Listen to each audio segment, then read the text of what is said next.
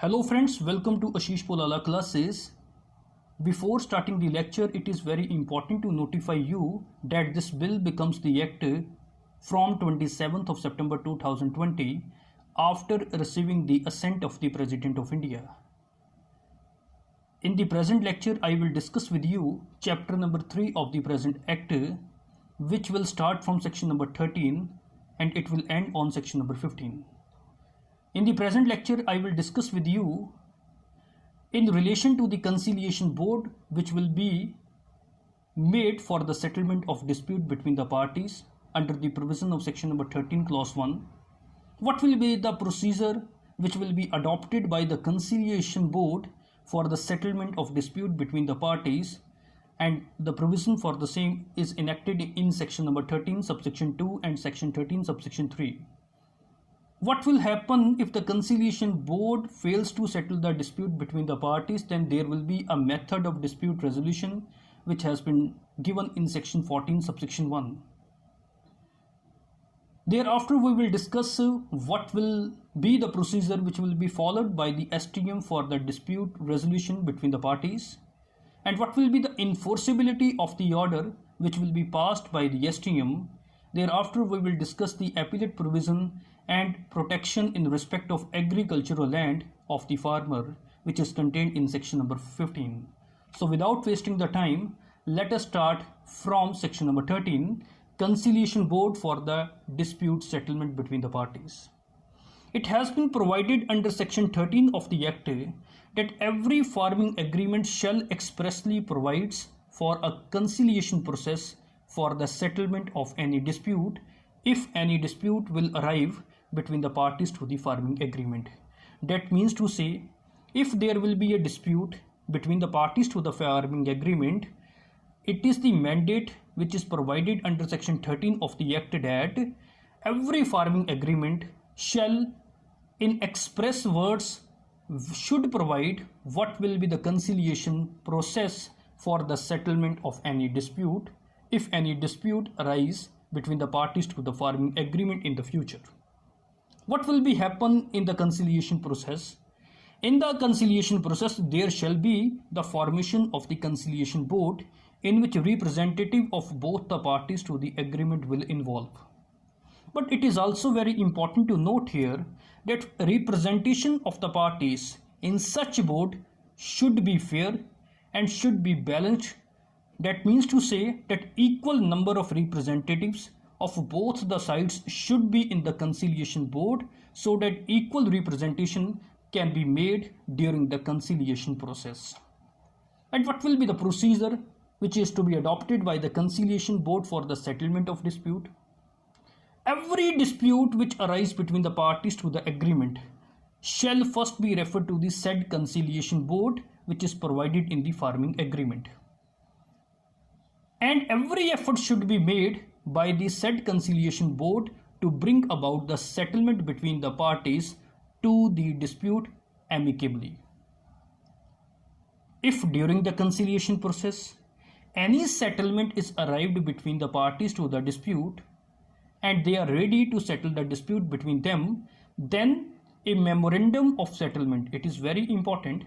If the settlement is arrived between the parties to the dispute by the Conciliation Board, then a memorandum of settlement shall be drawn accordingly, and it shall bear the signature of both the parties to the dispute.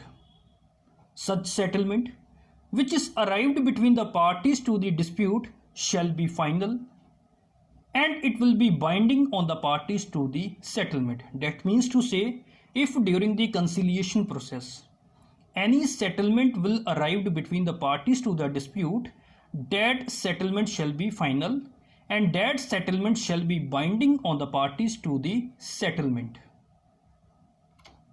And what will be happen if during the conciliation process the Conciliation Board fails to settle the dispute? Then provision is made under section number 14 for a dispute resolution. According to section 14 of the Act, if the farming agreement first of all does not provide for the conciliation process required by section 13 of the Act, although it is mandatory under section number 13 of the Act to provide the provision for the conciliation process. But what will happen if the farming agreement does not provide for the conciliation process as was required by section 13 of the Act, or the parties to the farming agreement fails to settle their dispute under section 13 of the Act within a period of 30 days. If the parties to the farming agreement did not settle their dispute within a period of 30 days through the conciliation process, then any party to the farming agreement, that may be the sponsor, that may be the farmer, or it may be any third party, then any party to the farming agreement may approach the concerned sub-divisional magistrate. That is, that party will approach to the concerned STM, and which STM shall be the sub-divisional authority for deciding the dispute between the parties under the farming agreement. And what will be the procedure which will be adopted by the STM? That has been laid down under section 14 subsection 2. On receipt of a dispute, when the STM will receive the dispute, then STM may, if the farming agreement did not provide for conciliation process as was mandated under section number 13, then STM shall constitute a conciliation board for bringing about the settlement of such a dispute. That means to say, he will constitute the conciliation board which is mandated under section number 13 of the Act for the settlement of such a dispute. But if the parties fail to settle their dispute through the process of conciliation, then the STM shall decide the dispute in a summary manner. It is very important. The procedure which will be adopted by the STM to decide the dispute between the parties to the farming agreement shall be the summary procedure, and he has to decide the dispute in a summary manner within 30 days from the receipt of such a dispute. And he will give the reasonable opportunity of being heard to both the parties to the dispute. And he shall pass an order for the recovery of the amount under dispute with such penalty and with such interest as he shall deems fit. So I want to repeat section number 14 subsection 2. What will be the procedure which will be adopted by the STM? On receipt of a dispute, the STM may, if the farming agreement first of all did not provide for conciliation process, then he shall constitute a conciliation board for bringing about the settlement of such a dispute. Okay. But if the parties fail to settle their dispute through the process of conciliation, then STM shall decide the dispute in a summary manner within 30 days from the receipt of such a dispute, after giving a reasonable opportunity of being heard to both the parties to the dispute. And he shall pass an order for the recovery of the amount under dispute with such penalty and interest as the STM shall deems fit. Now it is very important to take into account, while making an order under section 14 subsection 2 of the Act, STM shall, where the sponsor fails to make payment of the amount due to the farmer. That means to say, when the sponsor has not made the payment which is due towards the farmer, then the penalty which the STM can impose on the sponsor may extend to 1.5 times of the amount due towards the farmer. And on the other hand, where the order is against the farmer for the recovery of the amount which is due to the sponsor on account of any advance payment which was made by the sponsor to the farmer, or due to the cost of inputs which was given by the sponsor to the farmer as per the farming agreement, then such amount of penalty shall not exceed the actual cost incurred by the sponsor. That means to say, when we are talking about the penalty which will be paid by the sponsor to the farmer, then such penalty may extend to 1.5 times of the amount due. But on the other hand, if the penalty is to be paid by the farmer to the sponsor, then that penalty cannot exceed the actual cost incurred by the sponsor. But it is also very important to note here, where the farming agreement in dispute is in contravention of the provision of this present bill, or we can say of the present act. That means to say, if the farming agreement has not been drafted according to the provisions of this act, or where default by the farmer is due to force majeure. Force majeure means due to earthquake, due to any other reason which was not under the control of the farmer. When the default is made by the farmer due to force majeure, then no order for the recovery of the amount shall be passed against the farmer by the STM. That means to say, when the farming agreement is not drafted according to the provision of this act, or when the default which was made by the farmer is due to force majeure and not due to his intentional act, then no order for the recovery of the amount shall be passed against the farmer by the STM. So what will be the enforceability of the order which is passed by the STM? According to section 14 subsection 3 of the act, every order which is passed by the STM under the provisions of section 14 subsection 2 shall have the same force as a decree of a civil court, and this order shall be enforceable in the same manner as that of decree under the Code of Civil Procedure 1908. That means to say, like a decree, the order has the same enforceability validity. That means to say, when we are talking about how the decree of the civil court is executed, that is executed as per the provisions of order number 21 of CPC. In the same manner, this order which is passed by the STM under section 14 subsection 2 will be executed as per the provisions of order number 21 of Code of Civil Procedure 1908. But if any appeal is preferred against the order passed by the STM to the appellate authority which is constituted under the present act, then for that time this order will not be executed. I want to repeat section 14 subsection 3. According to section 14 subsection 3 of the act, every order passed by the STM under the provisions of section number 14 subsection 2 shall have the same force as a decree of a civil court, and it will be enforceable in the same manner as that of the decree under the Code of Civil Procedure 1908, unless the appeal is preferred against the order passed by the STM to the appellate authority which will be constituted under the present act.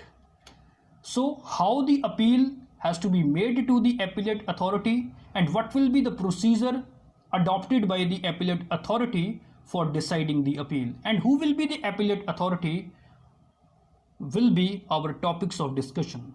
So what is laid down in this slide? If any party, either it will be the sponsor or it will be the farmer, if any party is aggrieved by the order of the STM, that means to say, if any party is not satisfied with the order of the STM, then that party may prefer an appeal to the appellate authority. And in the appellate authority, who will be the presiding officer, which shall be presided over either by the collector or either by the additional collector, and this additional collector will be nominated by the collector. I want to repeat, if any party is aggrieved by the order of STM, then that party may prefer an appeal to the appellate authority, which shall be presided over by the collector or additional collector, which will be nominated by the collector. And what will be the limitation period to prefer such appeal? The limitation to prefer the appeal to the appellate authority is 30 days from the date of order of STM. And what will be the limitation period to decide this appeal by the appellate authority? The appellate authority shall dispose of the appeal within 30 days from the receipt of the appeal. So what will be the validity of this order which will be passed by the appellate authority? Every order which is passed by the appellate authority under this section shall have the same force as a decree of a civil court, and it will be enforceable in the same manner as that of a decree under the provisions of Code of Civil Procedure 1908. Okay, so if any amount is payable either under the order which is passed by the STM or which is passed by the appellate authority, as the case may be, that may be recoverable as an arrear of land revenue. I want to repeat, the amount payable under any order passed by the STM or which is passed by the appellate authority, as the case may be under the provisions of this act, may be recovered as an arrear of land revenue. Okay, so what will be the powers of the STM, or what will be the power of the appellate authority while deciding the dispute between the farming agreement? So the STA, who will be the STM, the subdivisional authority or appellate authority, shall, while deciding the dispute between the parties, shall have all those powers of a civil court for the purpose of taking evidence on oath. First of all, these authorities shall have the power to take evidence on oath. They can enforce the attendance of witnesses. They can compel the discovery and production of documents and material objects, and for such other purposes as may be prescribed by the central government. And what will be the manner and what will be the procedure for filing a petition or an application before the STA or an appeal before the appellate authority? That shall be prescribed by the central government by giving the rules. Okay, so it is also very important safeguard which is provided to the farmer, that no action for the recovery of due against the farmer's land. That means to say, if any order is made under the provisions of section number 14, either the order is passed by the STM or either the order is passed by the appellate authority, that order cannot be executed against the agricultural land of the farmer. This is the provision which is contained in section number 15. Let us study what is written in section number 15.